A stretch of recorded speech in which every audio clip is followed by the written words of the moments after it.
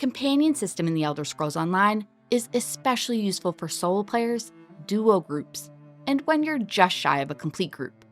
But it's also full of unclear restrictions and limitations for ownership and progression. In this guide, I'll show you how and what's required to unlock companions, how to manage their menus, and most importantly, how to tell the difference between what's tied to your current character and what's shared across your entire account.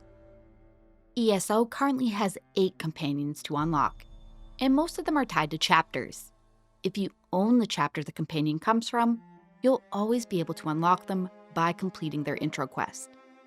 If you don't own the chapter, ESO Plus offers temporary access to all of these chapters as part of its sub-benefits.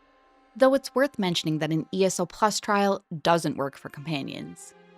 Unlocking a companion while you have a paid ESO Plus sub gives you permanent access to that companion, more specifically for the characters that completed their intro quest, even if your ESO Plus expires.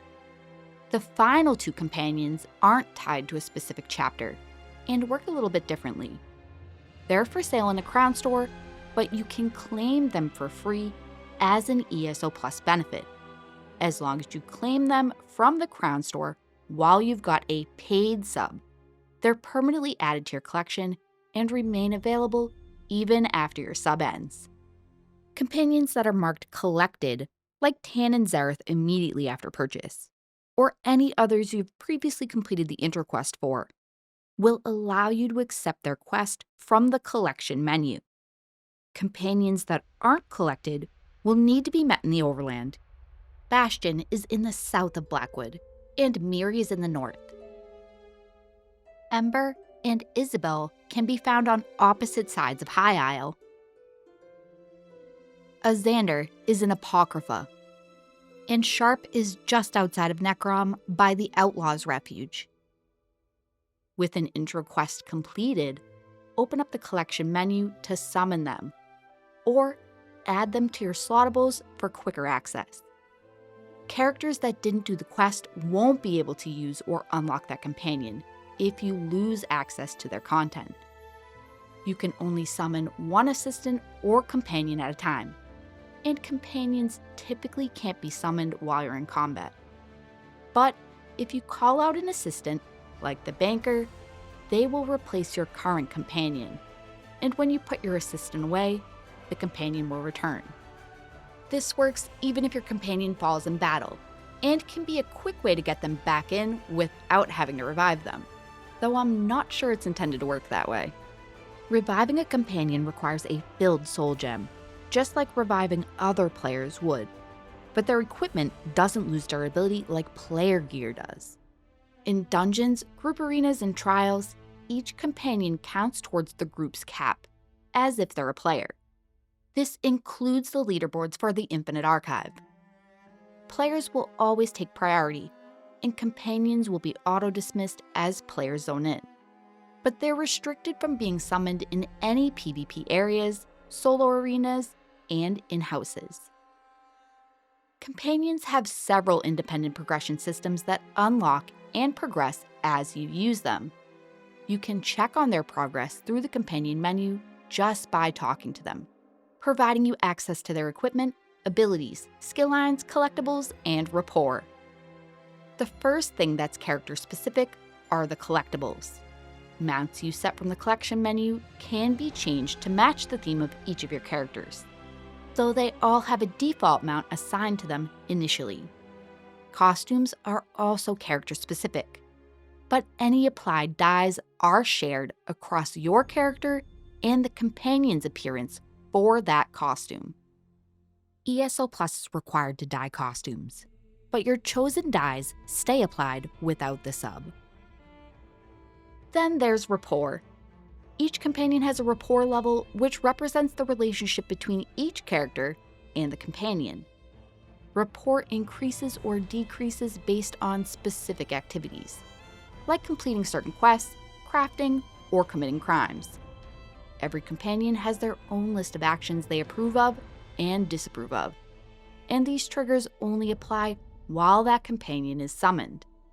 Changes to rapport are gradual, and capped daily, so repeatedly doing the same action won't rapidly max or tank your rapport.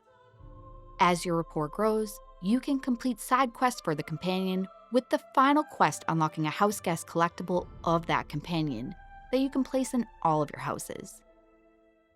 With the exception of quest progress, the collectibles you've set for them, and rapport, all other companion progress and equipped items are shared account-wide. While costumes are character-specific, companions also have one account-wide outfit slot that you can set up at an outfit station. Their head armor will be hidden at all times, regardless of their equipped gear. This applies to both outfits and costumes. Dyeing a custom outfit doesn't require the sub. Just costumes and hats require it. As you fight with your companions, they'll gain experience and level up to a max of 20. They gain their XP directly from your kills in combat, initially at 15% of your own XP gains.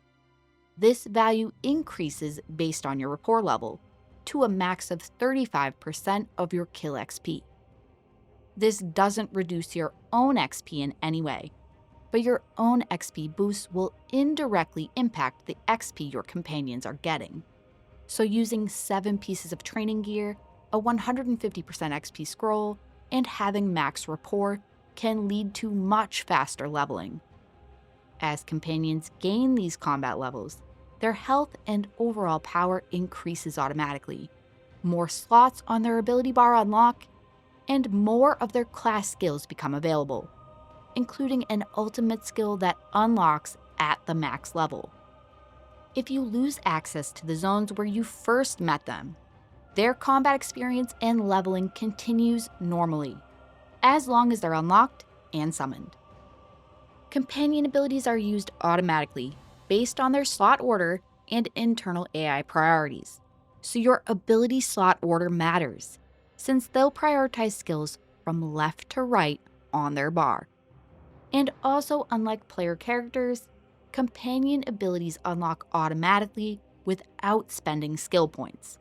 They don't rank up or morph over time. They just need to be slotted. Aside from class skills, companions have some other skill lines you can choose to level too. Companions have their own guild skill lines. To unlock and level up the Mages Guild, Fighters Guild, and Undaunted, you'll have to complete dailies for the 3 guilds until you hit max level. This takes about 10 days, or you can swap characters to speed up your account-wide progress. They don't have to be with you for the entire quest, but be sure to call them out when you're turning it in. Equip a weapon to level the matching weapon skill line while you're in combat, with 6 options to choose from. Only one weapon line can be leveled at a time. Similarly, armor skill lines increase based on the weight of the companion's equipped armor while they're getting XP. Only 3 pieces are needed to unlock each skill line, but 5 are required to gain experience for that specific armor type. So while unlocking each line is easy, you can only add progress to one armor type at a time. Each companion armor weight has a best use case.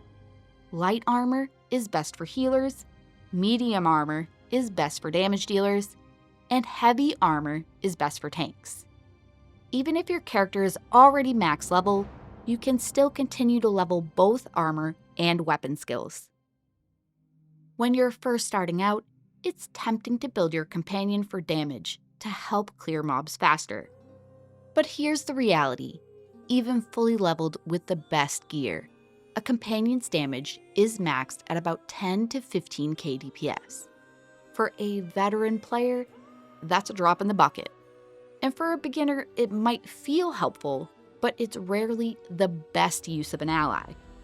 Most players agree that companions shine brightest in support roles.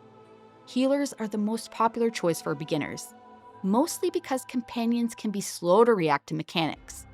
Keeping them at range with a restoration staff usually keeps them alive longer. And a companion tank is a game changer for solo players. They can hold a boss's attention while you focus on your rotation. Just keep in mind, they love to die in red circles. so they need heavy armor and high health to survive up close. Gear that you equip on a companion is shared account-wide, so that same setup will be used across all your characters. Because of that, you can't easily swap a companion's build to fit your needs once you commit to a setup. While armor weight still matters for passives and role focus, the Quicken trait is generally considered the best in slot for most companion builds, since it reduces ability cooldowns and increases overall skill uptime regardless of role. Companion gear can't be upgraded, for now anyways, but it can drop as high as purple quality from enemies, as long as you have a companion actively traveling with you. Or you can just check guild traders. Even though companions can be built for any role, each one provides a unique passive bonus through their keepsake. These buffs are active while the companion is summoned, and give each companion a small benefit that's worth factoring in when deciding who to keep active. But these buffs can also be made permanent. Each companion has an achievement with a list of things to do while adventuring with them, and completing the list gives that companion perk to all of your characters. Keepsake buffs don't require the companion to be summoned once you've added them to your permanent collection. The bonus is always active regardless of which companion you're currently using, even one that hasn't been unlocked or even met that particular character yet. Navigating the split between character and account progression is the biggest hurdle in ESO's companion system. But knowing where to put your effort, like grinding out those permanent keepsake buffs, makes the whole system much more rewarding. And while it's a bit of an investment up front, having a fully geared combat ally has its benefits. Hopefully this helps you get your companion up and running without the headache. Good luck with the grind, and thanks for watching.